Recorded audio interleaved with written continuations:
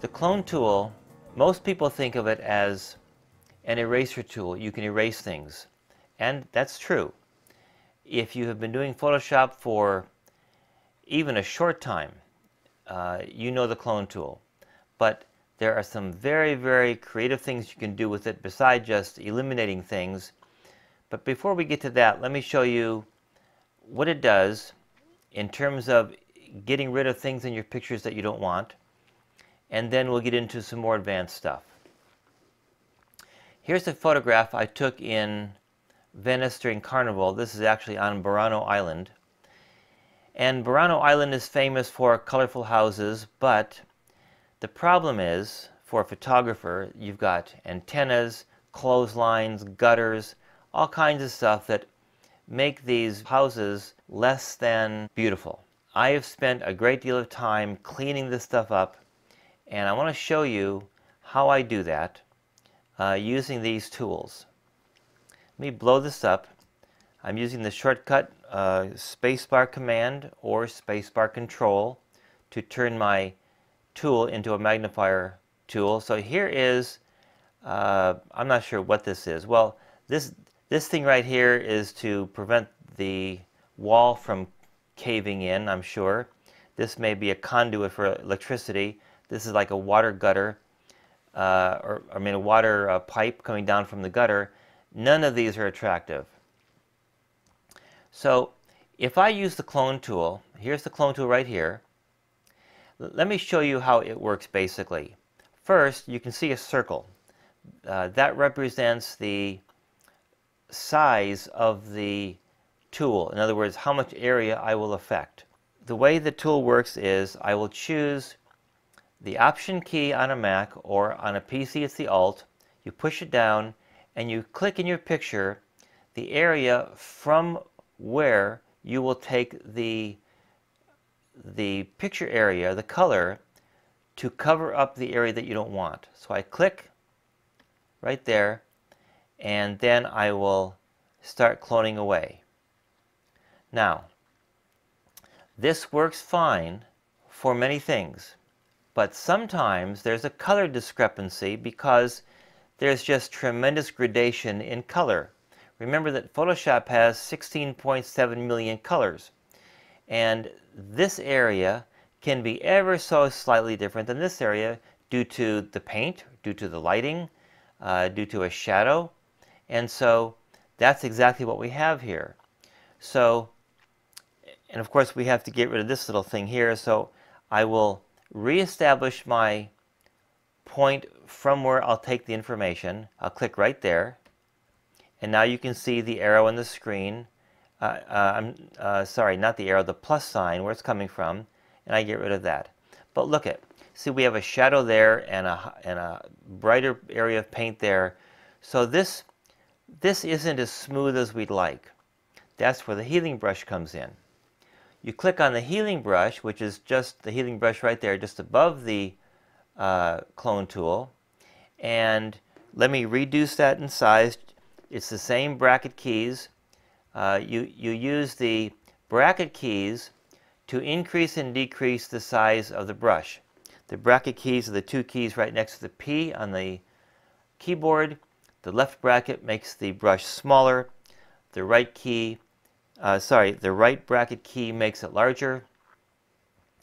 And this defines the area that you'll be cloning. So we have now, this is the healing brush, and what the healing brush does, it also clones, but it blends the colors brilliantly. The healing brush was introduced in Photoshop 7, and it's the best thing since sliced bread.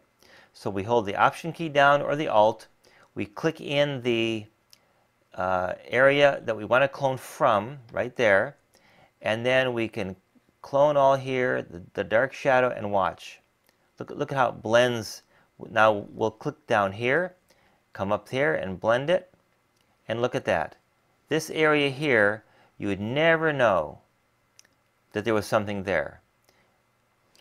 One of the things that you will do to tweak the cloned area is, if you see any kind of problem, any kind of discrepancy, you will clone from this angle, and then from that angle, and then maybe from below up, and then maybe from down here up.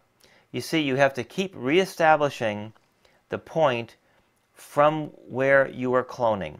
That's the secret. That's the kind of finesse that you need by using this tool.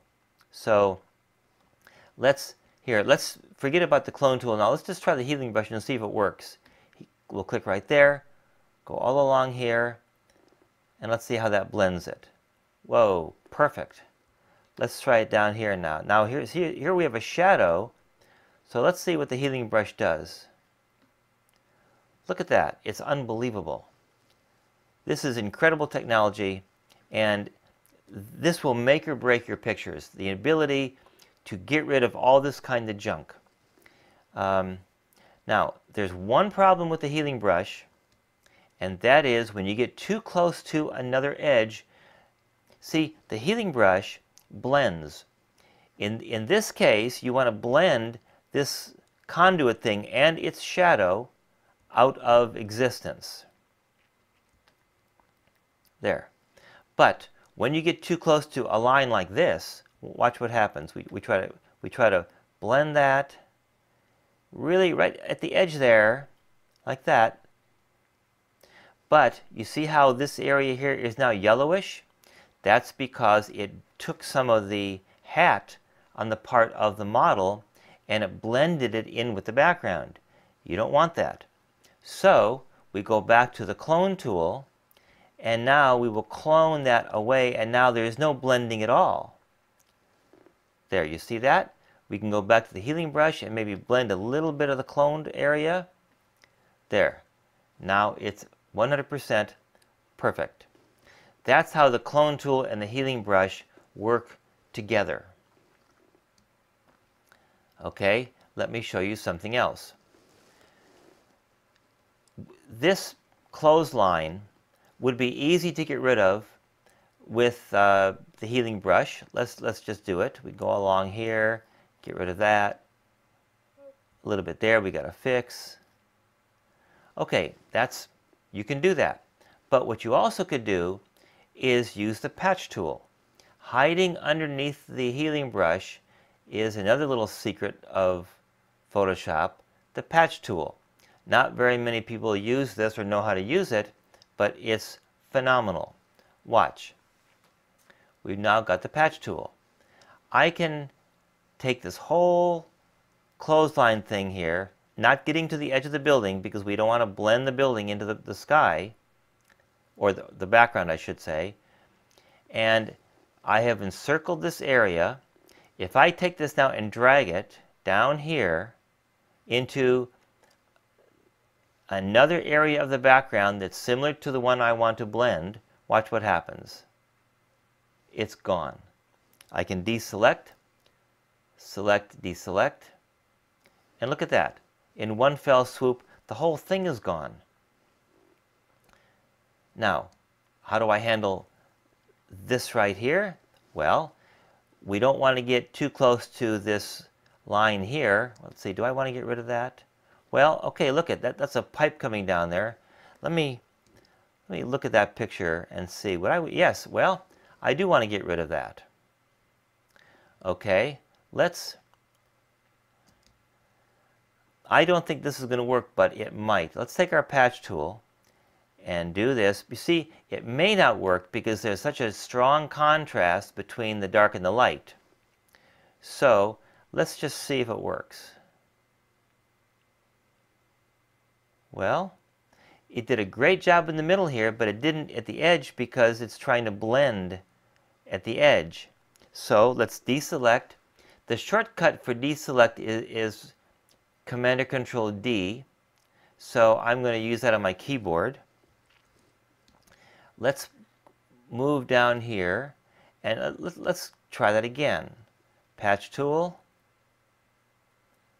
Let's see what happens. Into the same area as the background that I want. Deselect. Wow, that's pretty impressive. Let's come down here some more. Move it over.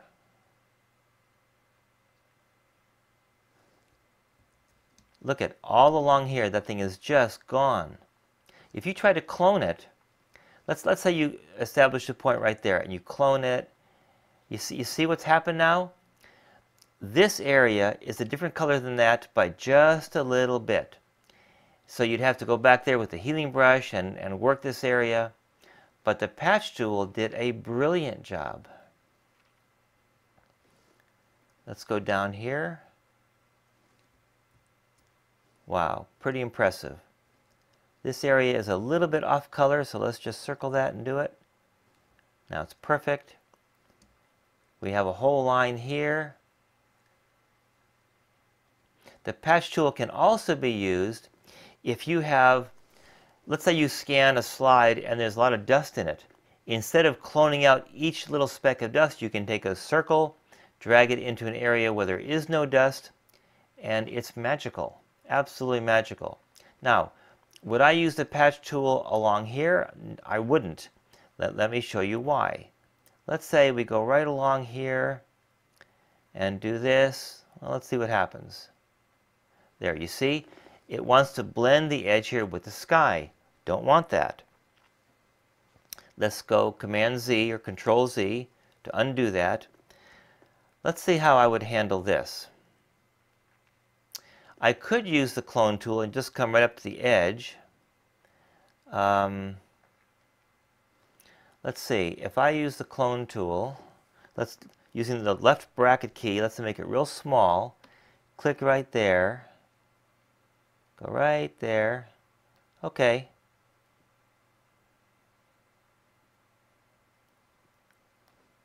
See, there's a little subtle differential in color here, so we can use the healing brush for that on a real small brush and just go in there and make that real nice. And then of course on this side, the clone tool again, like that. Now, there's a little dark speck along the edge here. Let me blow that up. We're working right now at 300%. Let's go up a little bit more. You see that dark area here? What I'm going to do now, use the clone tool, and I'm going to hold the Option down or the Alt, click right along the edge, right there. Now when I clone down here, it's grabbing the edge up here, and it took away those two little dark spots that I couldn't quite get. This is how you use the clone tool, the healing brush, the patch tool to accomplish what you want in this particular situation, getting rid of all of this really unattractive stuff. Here's an antenna. This is really easy for the patch tool. We'll just grab this right like this, move it right over, gone. Deselect, look at that. Absolutely magical. I worked on this picture for a long time, and I got rid of all of these gutters and clotheslines, and the last thing I did is replace the sky. I showed you how to replace the sky just in the previous session. I put a nice dark gray sky in there, and let me show you the result of the picture when I was done.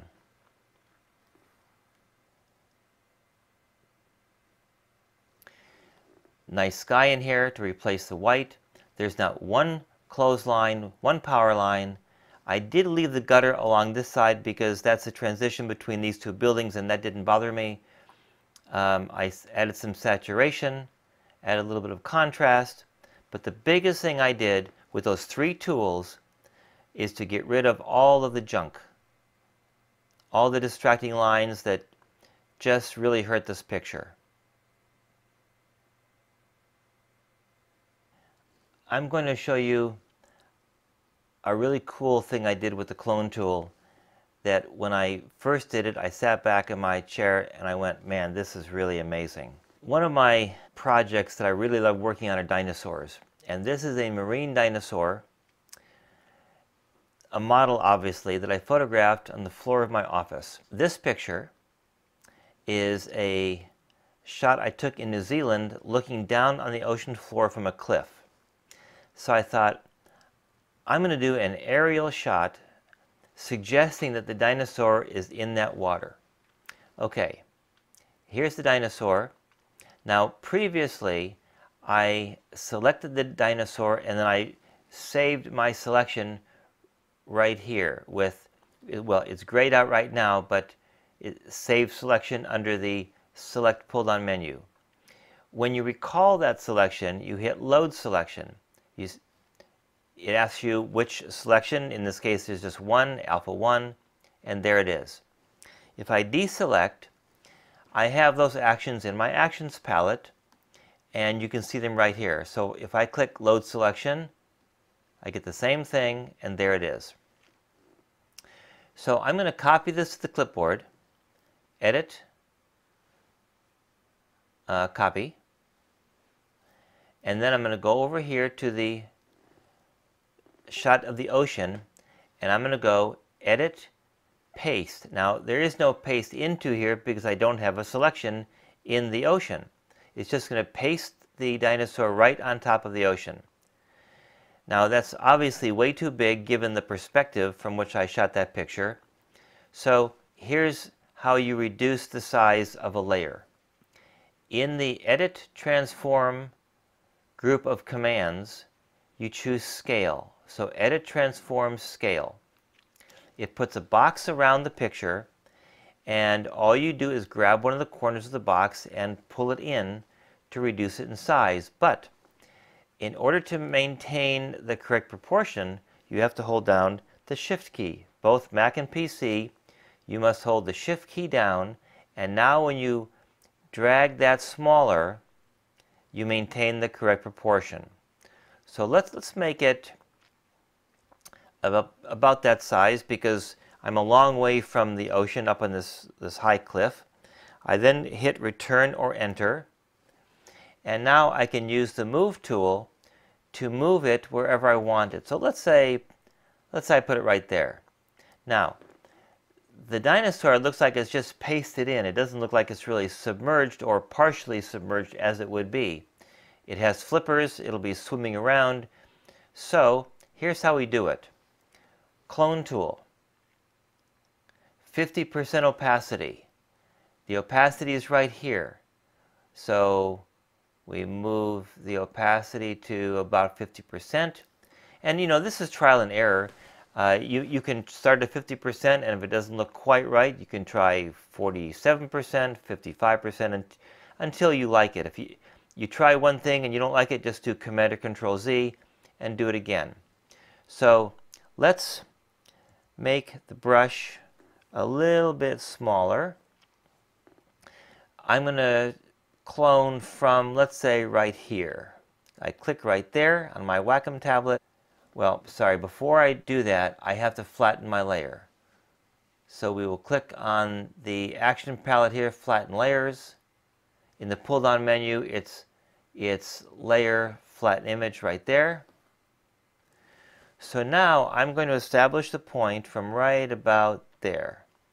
And I'm going to clone over the flipper, the back of the body, and then I will do it from over this side, maybe up around just below the neck. And now look, the entire back of the animal appears to be submerged. Let me blow that up. Look at that. You can see the water over the body. I ended it right about there because, the body would be heavy. The flippers need to be submerged partially, but you don't want them so submerged that you can't see them. So in this case, the 50% opacity looked really, really good. Double click the hand tool, and there's the finished product. The next picture I want to work on is a photograph I took in Korea. I'm now going to show you a really cool thing you can do with the clone tool.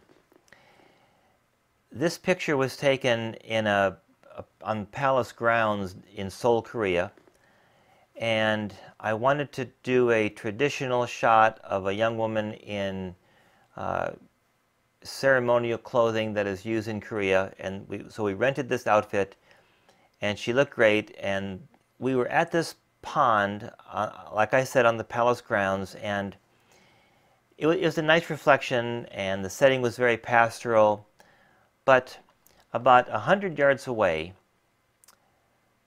this tree was growing.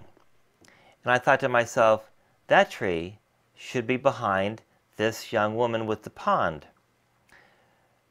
So I thought, okay, I'm going to make that happen. Here's how you can do it. Now in CS4, I want to make this really clear. So in CS4, you have these new tabs where you can go back and forth. You have 2 pictures open or more. You can separate these two by dragging this off to the side, and now you have 2 pictures on your desktop. Okay, what I can do is I can clone from one picture to another. It's really, really cool.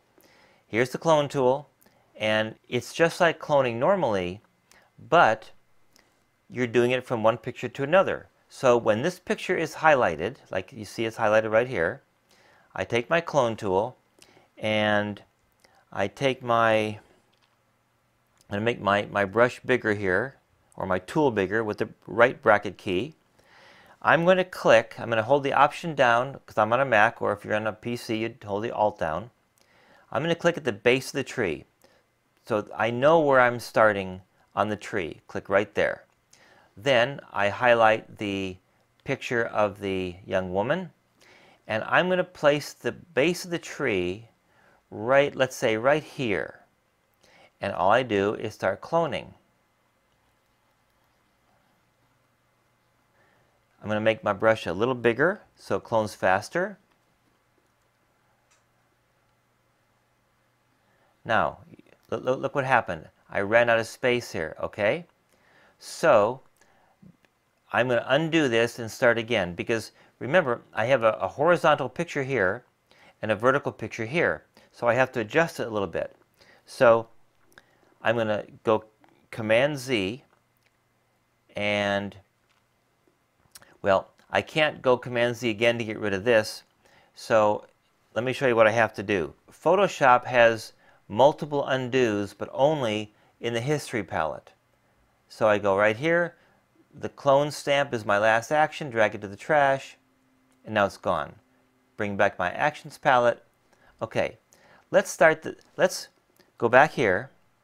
I'm going to make a smaller brush. I'll grab the base of the tree right there, and this time I'll start, let's say, right here.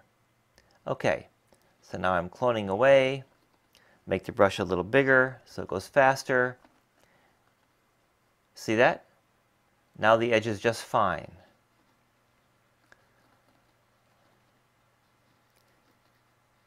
Now it just so happens that along these rocks here we have some vegetation. So I want to blow this up so I can see what I'm doing. Let's make the brush smaller, and I'll work along the rocks here.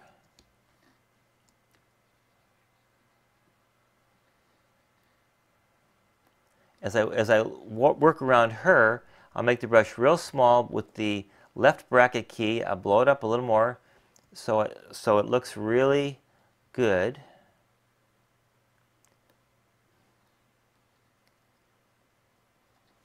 All along her shoulder there.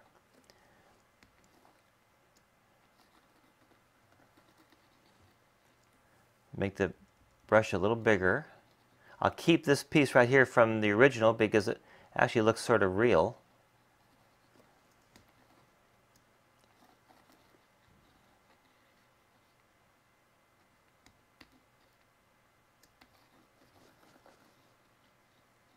Cloning all along the rocks. And then, when I'm done, I will double click on the hand. And look at that. Absolutely beautiful. Now, well, hang on. We forgot one little place right there. Up there.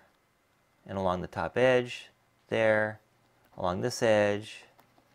Okay, we want to make sure we have everything. Now, this is perfect, except for one thing, the reflection. The reason I want to replace the reflection is twofold. First, we have a new background. It looks foolish if you don't. Second, because the original reflection shows all of this floating stuff on the water that is light, it's out of focus, and it's just not very attractive at all. So, here's how we're going to do it. I'm going to use most of the tools I have already shown you. Let's close our tree here. We don't need that. I'm going to use, okay, first I have to select the pond. And the way I'm going to do that is I'm going to blow this image up. And I'm going to use the lasso tool to go all along here. Now, as I go along here, my hand has to lift up from the Wacom tablet, and I'm going to jiggle my line. So what I'm going to do is I'm going to make a big circle like that. I'll move my hand on the Wacom tablet and hold the Shift key down and just add to it.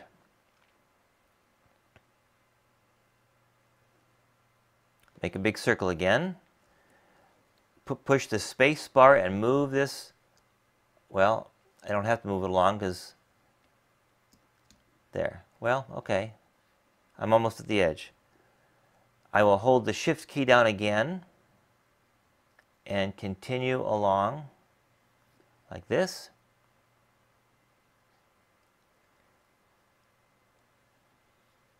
Okay, I've got the edge here. Now the edge here is sort of abstract, to be honest, so I don't have to be 100% precise. I'll double click the hand tool, and now to complete my selection, lasso tool, hold the Shift down, and just grab all the rest of it. Or actually, look I could do the rectangular marquee tool, hold the Shift key down, and just do that. Okay? Now, I've got this lower area of the picture selected. I'm going to feather the edge to make it just a little bit soft.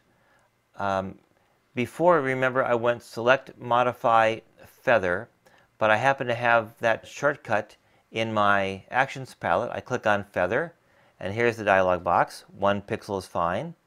Okay. Now, how do I do this?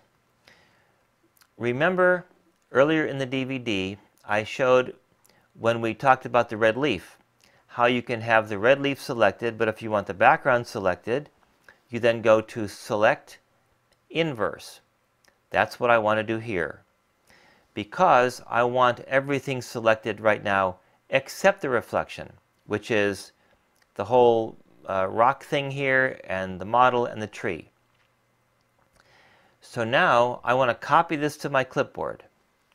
Edit, Copy, or of course the shortcut is Command and Control C. Now that's in my clipboard.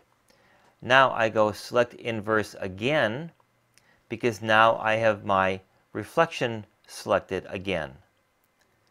Only the reflection and not the background. So I want to now paste the background into my selection. We did that before with the landscape at Bryce Canyon. We go Edit, Paste Into.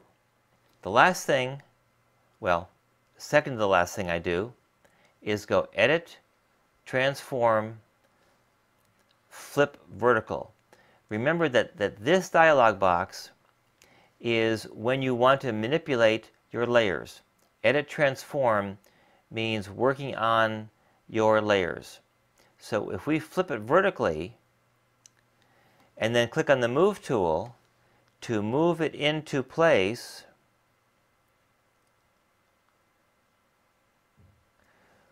we now have a perfect reflection. Now, the last thing that we want to do, well, actually, you know what? Let's blow this up and see, we can still move it. There, actually, that's correct. You can move it with the Move tool. You can also tweak this movement by hitting the arrow keys. by hitting the arrow keys, this layer moves in very, very small increments. Okay, double click the hand to get it back down to the full size. Now, what do reflections have in common? Usually, they're a little darker than the area above them. They're darker than what they are actually reflecting. So, let's open up now we are highlighting or highlighted on the layer. So that means whatever we do is going to affect just the layer.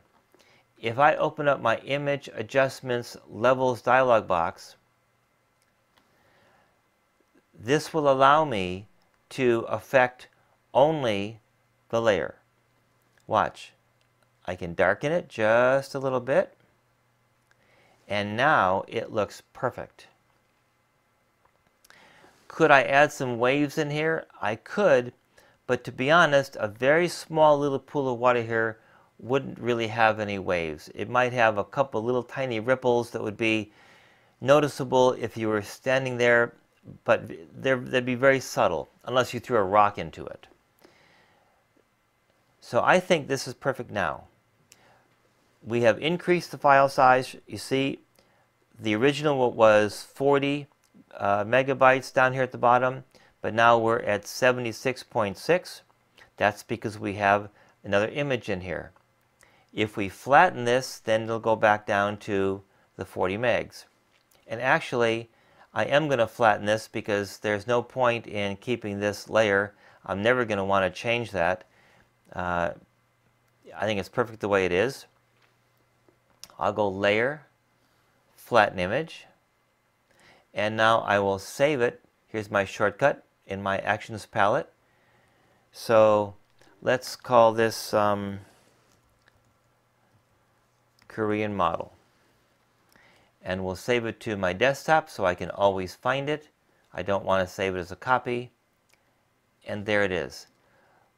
Look how beautiful that is compared to the original. Here, let me open up the original so you can see where we came from.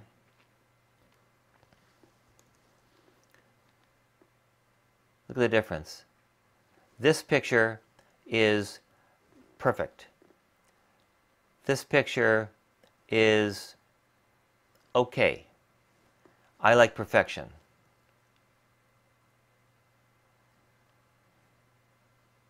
I'm going to show you another variation of cloning from one picture to another. It gives you a very different result, very different effect, but it's the same technique.